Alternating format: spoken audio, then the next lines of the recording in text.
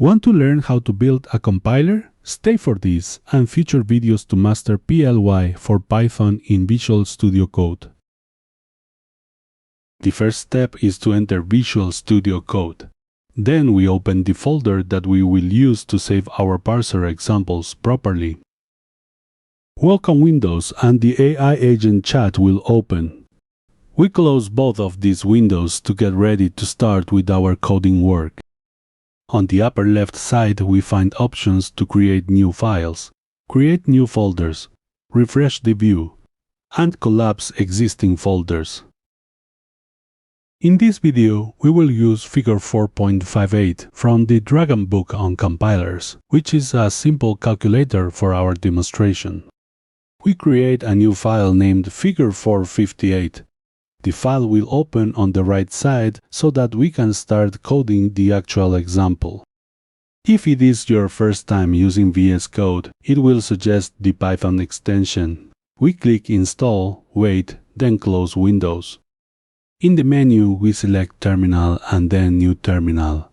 We create the environment with Python env PLY, where PLY is the name.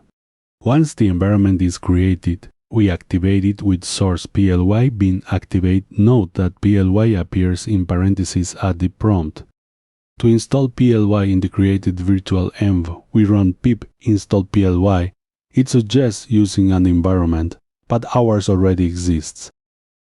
In Explorer on the left, we will see the created folders like bin, include, and lib. These packages are needed for our code. We import the Lex and Yacc libraries found in PLY.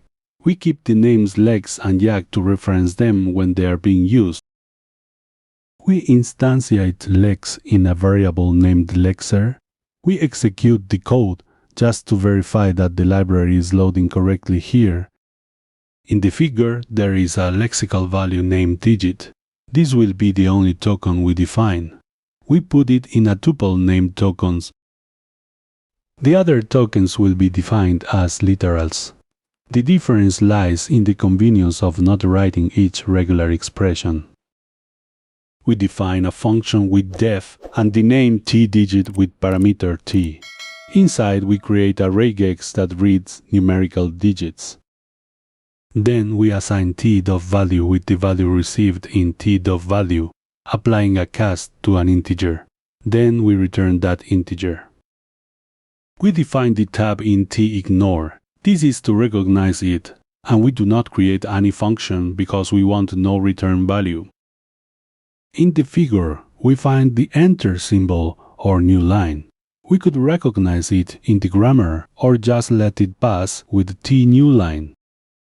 Finally, in the lexical analyzer, we add a terror function that will capture and ignore any error, showing it on the screen. Now we are going to write the parser. Since it is a small example, we will leave the Lexer with the parser here. The first production of the figure is a line that produces an expression, and the semantic action is to print the value. PLY uses a list P of elements inside the production, starting with index 0 and so on. The expression would be index 1. The second production is the sum of an expression with a term. We define the function and write the production in quotes. Then we must associate the index of the left expression with the index of the term P0 equals P1 plus P3 operation. As it is an ambiguous grammar, an expression must produce a term. We assign the term value to the expression.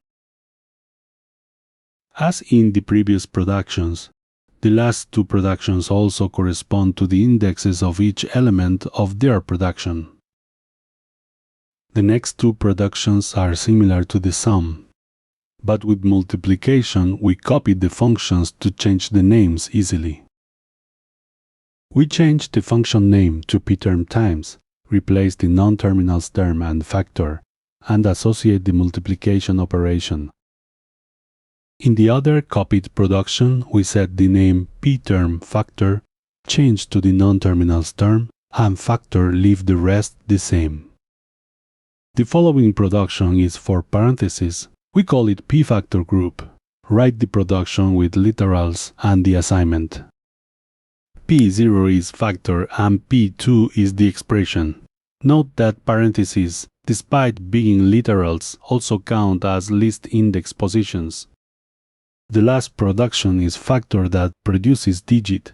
We will intentionally enter an error with index P2, it should be P1.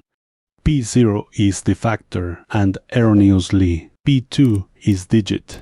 This will cause a runtime error, which we will see in a moment.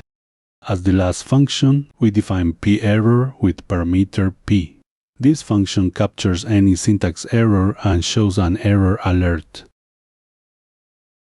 Having all the necessary functions that represent each production, including the error, we finish with the parser. Now we write our main code. We create an infinite loop that will attempt to capture keyboard input. If an error occurs, it breaks. If it passes the try, it means the input was correct. If we evaluate it and it is true, it means we have a string. We parse it. If we run the code, it will not allow entering strings. The output is read only. The program must be run from the terminal. To run it from the terminal, we position ourselves over the file name in Explorer, right-click, and then select the Run option. Now the terminal opens with the virtual environment created earlier. Now we can enter the input 1 plus 2 times 3. Immediately, it will show the list index out of range error. Going up, we can observe that the problem is the P2 index. We verify the error line, which is line 58. We go to the code line and correct it. The correct index is 1 instead. We run it in the terminal again and enter the same input string, which prints 7. If we change the symbols, it prints 5. If we group the sum with parentheses, the first input prints 9, and if we group the second input, it prints 5. We close the open terminals, finish the program execution, and close the bottom window to finish with the example. That is all for this video. If you liked it, subscribe, leave a like, and turn on notifications. See you in the next video.